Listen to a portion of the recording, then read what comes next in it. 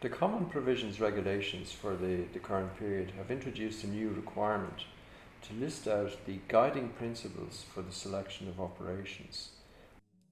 So what are these guiding principles? The concept of a guiding principle is that it's the basic idea or value which drives the selection decision. The practice in the member states that I've observed from the OPs that I've seen so far is a tendency to list two sets of guiding principles.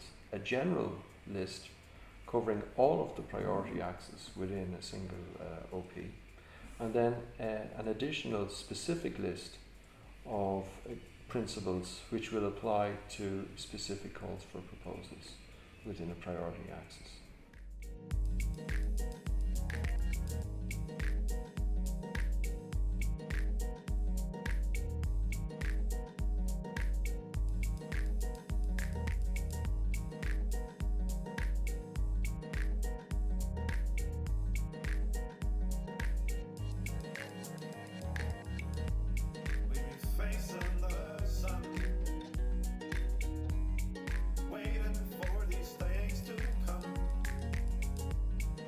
So we spend a lot of time with the participants to explain this new concept of the difference between a guiding principle and set the selection criteria.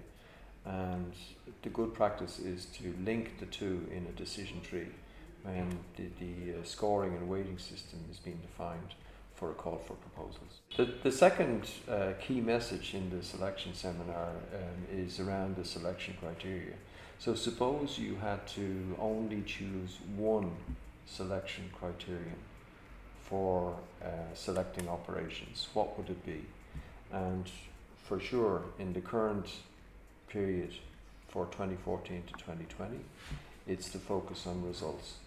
And we insist with the participants that it's not just achieving the results themselves, but also the ability to measure and report on the results achieved using statistically verifiable sources of information.